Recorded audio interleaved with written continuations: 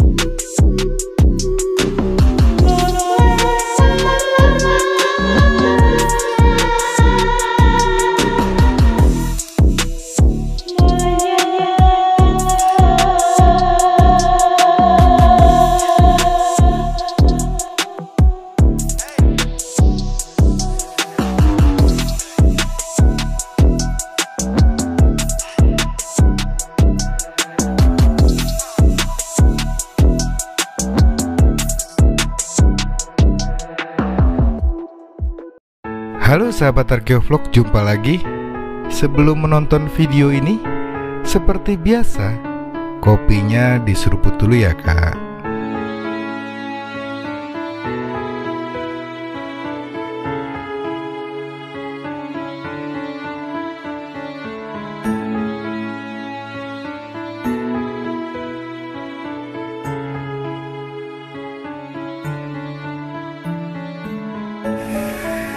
Halo sahabat Arkeovlog, jumpa lagi.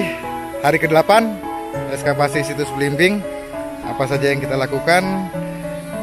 Yuk ikuti perjalanan kami. Oke, di hari ke-8 ini kita kedatangan tamu spesial ya, dari Pak Eka. Waalaikumsalam, selamat sore Pak. salam Ya. model Pak Eka ini Kepala Dinas Kebudayaan dan Pariwisata Kabupaten Pasuruan ya Pak ya. Ini sekarang lagi memeriksa karena kegiatan ini kan didanai oleh Dinas Kebudayaan dan Pariwisata Kabupaten Pasuruan. Oke, malah? Oke, bisa diceritain nggak? Jadi kemarin waktu testing kan Pak, untuk mengetahui sampai di mana saluran air tersebut. Ini kita udah nemuin, tapi dia hanya pada sisi dinding sisi barat. Kalau di sana kan yang sisi timurnya kita tambahin, ini sisi baratnya. Yang di sisi dinding sisi timurnya ini udah ambrol. Udah seperti yang bertahan di sisi selatan sana kan sisi dinding sisi timurnya. Ya, masih utuh lah di sana. Ya masih utuh lah di sana. Kalau ini kan udah hilang batanya Pak, jadi menyisakan dinding sisi barat. Jadi ini saluran air yang ada di sebelah utara Pak. Kemungkinan saluran air begitu, sisi halus, dan ada di sini pasangannya begitu.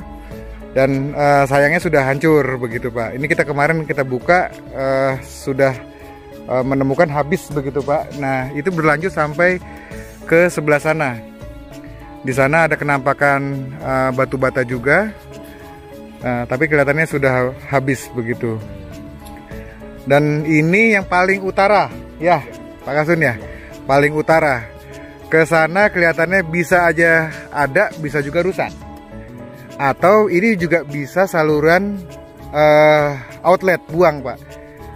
Yang kita curigai memang adanya kolam begitu atau petirtaan di tanah ganjaran dari desa ya, Desa Bulusari, yang ada di selatan dari saluran ini Pak, begitu. Dan sekarang kemarin kita sudah buka 39 meter 39 meter Pak Eka. Ayo kita lihat Pak sana Pak. Nah saluran paling utara ini masih berlanjut Pak ke sini. Kita masih bisa ngeliat jejak-jejaknya, bata-bata yang berserakan itu ya. Ya berserakan itu. Ini sebenarnya sudah terbongkar karena dinding tanahnya runtuh. Nah kita kemarin di sebelah situ ya. Nah sebagian sini sudah rusak, dan kemungkinan kita akan menemukan bagian sebelah sini Pak, tanah sini. Tanah ganjaran di sebelah mana Pak Kasun? Ini Pak, di atas. Oh, di atasnya ini. Tanah sungai Pak, irigasi kan ya. Ya. Karena ada namanya apa? Saluran irigasi tersier ya, Cerikel, ya. Di atas ini ganjaran. Nah, di atas ini ganjaran dan agak Sinten punya saya. Wah, Pak Kasun. Apa sih, Pak? Enggak tahu. Wah, kan ono di sini, Pak. ya. Ini dari lokasi yang paling utara ke sini kurang lebih 100 meter, Pak. Dan ini yang di sini apa tanah ganjaran ini kita melihat struktur batanya itu masuk ke dalam. Masuk ke dalam, jadi potensial sih sebenarnya. Tapi kalau untuk buka itu kita memang harus pakai alat berat ini, karena volume tanahnya cukup besar.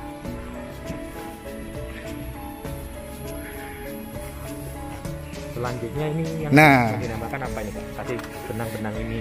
Ini grid Pak, apa namanya kotak-kotak gali, interval 4 meter. Kita sesuaikan dengan arah utara selatan. Jadi kemudian nanti kalau misalnya ini kita gambar di milimeter blok, kelihatan dia gambarnya seperti apa, memudahkan. Ya, pakai drone atau dan manual Pak, kita mengukur manual. Pakai teodolit begitu untuk mengukur utara selatannya. Dan dari sini, lewat sini Pak.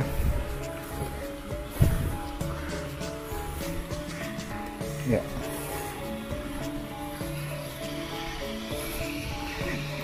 Nah, ini kelihatan masih masuk ke tanah ganjaran. Ya, ganjaran. Ya, nah ini yang mengandung sesuatu, Pak. Tapi volume tanahnya yang sebelah sana itu, ya agak banyak. Jadi kalau manual memang membutuhkan waktu dan tenaga yang cukup banyak, begitu. Yang saat ini kita kerjakan ini sudah berhasil membuka 39 meter. Dari hasil bukaan kita tahu ini saluran air ini dia ternyata nggak lurus gitu Pak. Iya, ternyata nenek moyang kita tuh kalau bangun saluran air itu berkelok-kelok Pak. Kayak keris jadinya gitu ya Pak. Lika-liku ya? Iya, kayak hidupnya Pak Wiji Pak, lika-liku. Pak Wiji ini lurus harusnya.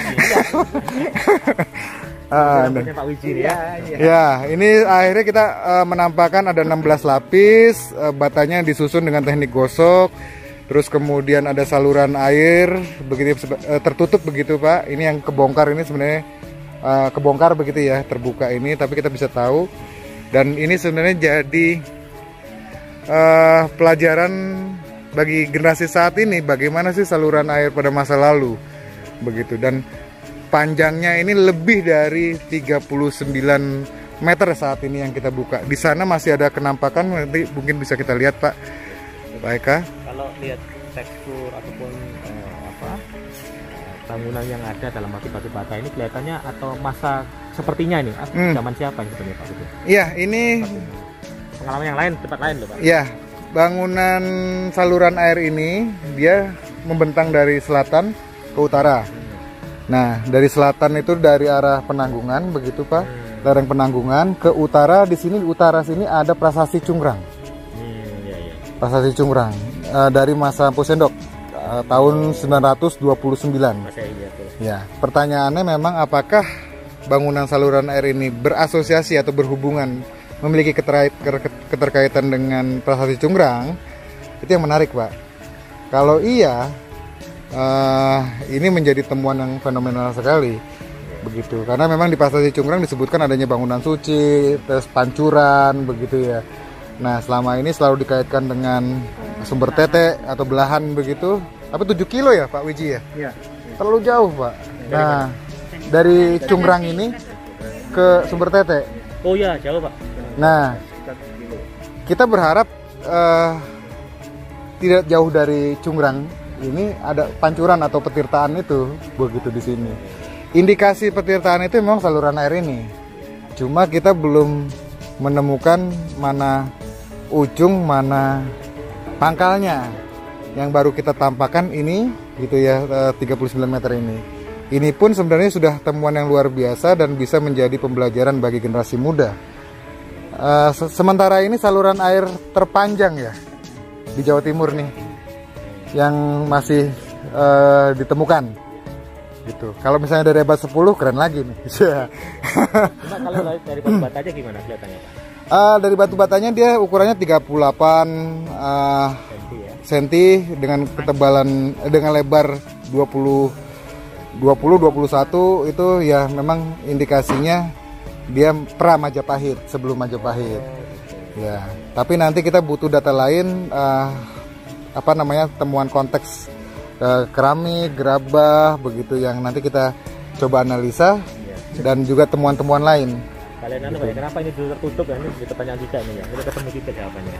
Iya, kalau tertutup ini kaitannya dengan konsep ini memang peruntukan untuk air suci, Pak.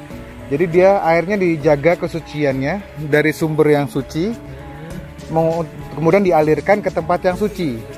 Nah, untuk menjaga kesucian airnya dia dibuat tertutup. Kalau irigasi sawah, dia tidak butuh suci, dibikin terbuka aja, bikin ke tanah aja. Tapi ini memang dari sumbernya dianggap suci, mata air suci begitu yang dialiri menuju ke bangunan suci. Sehingga kenapa repot-repot leluhur kita membangun ini loh, Pak. Ya itu. Ya. Kan ini karena konsep kesucian pada saat itu mungkin sampai saat ini harga mati. Ya. Sehingga kemudian kenapa membangun saluran air dari bata ini yang sebenarnya juga eksklusif ini, Pak. Jadi mahal sekali biaya. Kalau di kata ini lebih tinggi daripada candi ini dari Jawi itu. Kalau di atas semua loh panjang Pak, karena tinggi Pak. Banyak. Iya. Bayangkan kalau nggak panjang sampai 100 meter misalnya Pak, iya. Kali sekian berapa ini? Iya, betul. Iya. Cuma sampai kenapa tertutup tanah itu Pak Kasun? Iya. Kenapa tertutup tanah ini? Ini memang dibangun gini caranya Pak, dia menggali tanah seperti bikin gorong-gorong. Menggali tanah, kemudian dia bikin struktur. Kalau gorong-gorong kan dimasukin kayak pipa-pipa begitu Pak. Kemudian diuruk lagi. Jadi memang dia tanahnya digali, kemudian dibikin struktur dari bata, kemudian ditimbun lagi. Memang ini dirancang untuk ditimbun, Pak. Karena zaman dulu kalau udah paralon ya. Iya. Nah ini gorong-gorong besar pada masa lalu dan pertanyaannya kenapa? Untuk apa gorong-gorong ini, gitu ya, Pak? Tuh. Mungkin bisa kita lihat ke sana, Pak. Lewat sini, Pak. Jeblok ini. Oh, apa lewat sini, Pak? Dari sini.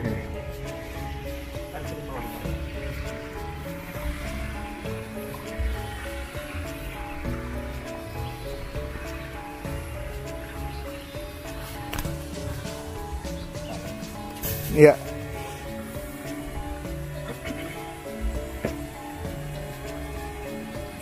Tapi pas digali pertama airnya ada Pak ya? Ada airnya.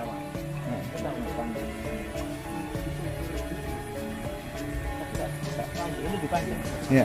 Nah, kelihatan dari sini Pak, bagaimana dia berkelok. Ya.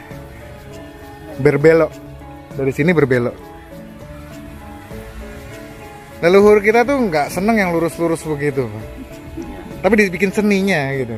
Kayak keris itu ya? Kayak keris kan, kalau belati kan lurus aja Pak, dibikin keris. Ternyata itu lebih mematikan. Karena kalau ditusuk itu ususnya jadi cabut Pak, daripada belati begitu. Lewat sini Pak.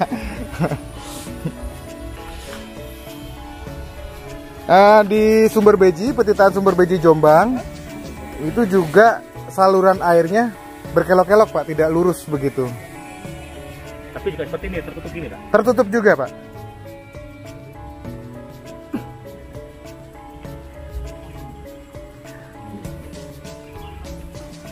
Niki toyon apa nih Pak? Dari sawah. Sawah ya, itu sumber bukan ya? Ya. Dan itu kelihatan ada bekas galian, mungkin orang bikin sumur kali ya. Begitu, terus lubangnya. Entah ini ada kerusakan yang pada gitu.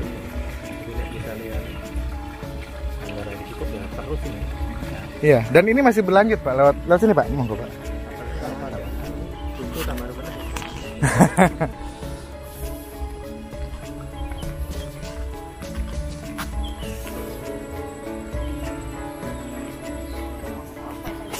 Nah ini masih kelihatan ini terputus di sini Pak, masih belum kita gali. Kita dari sana, ujung sana berkelok, kelihatan berkelok. Terus kemudian kita baru sampai sini, selesaikan sini. Nah perlu tambahan lagi karena di sini masih ditemukan adanya struktur lanjutan lagi Pak.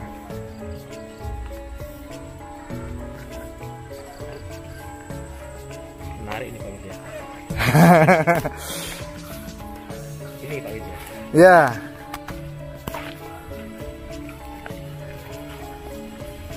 Di sini temuan yang pertama ya Pak Kasun ya? Kalau yang pertama Sebelumnya? iya. Oh. Ya. Lalu yang kedua. Nah ini sayangnya memang sudah terbongkar Pak, tapi masih bisa kita rekonstruksi sebenarnya, bisa dipugar lagi. Dan ini bersambung ke sana Pak. Ada yang lagi ya Pak? Kelihatan juga Pak. Lewat sini Pak.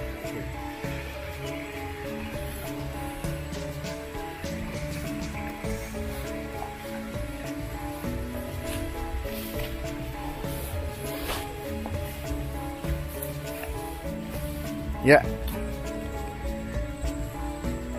Ini lanjutan yang terus masih ke sana, Pak.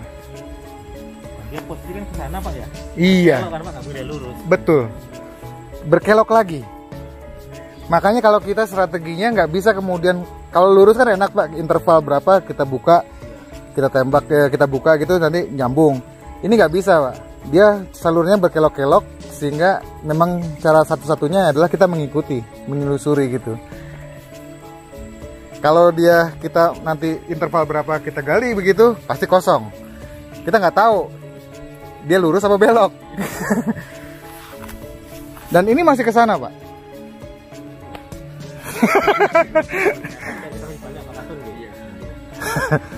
Sesuai dengan edukasi yang Pasuruan. Karena munculnya Pasuruan itu kan dari sini. Ya. Prasasti Cunggrang ya. 18 September 1929. 929 betul. Pas terjadi PKI di Madiun, tapi tahun berhukumnya itu 18 September. Dia tahun berapa dia Madiun.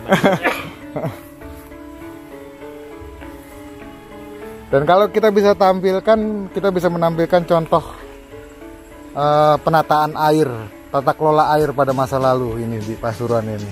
Luar biasa. Jadi Belusari ini mantap Pak. Ya. Awal Cunggrang juga di sini, juga di sini. Ini baru sebagian yang kita buka. Iya. Atau lebih saja gempol dan penanggungan rupanya luar biasa. Banyak penyimpan misteri. Iya. Harapan kita sih tidak hanya menyelusuri saluran, Pak. Kita berharap menemukan petirtaan. Kolam pada masa lalu. Tentunya ngapain? Logika saya Pak, ngapain leluhur itu repot-repot bikin saluran kalau kemudian nggak jelas untuk apa begitu Pak. Nah, kecurigaan kita masih di Bulusari, di situ ada tanah ganjaran, saluran air itu mengarah ke tanah ganjaran. Biasanya tanah desa ya gitu ya Pak ya. Biasanya tanah-tanah desa itu dulunya tanah purbakala, situs-situs biasanya sih Pak.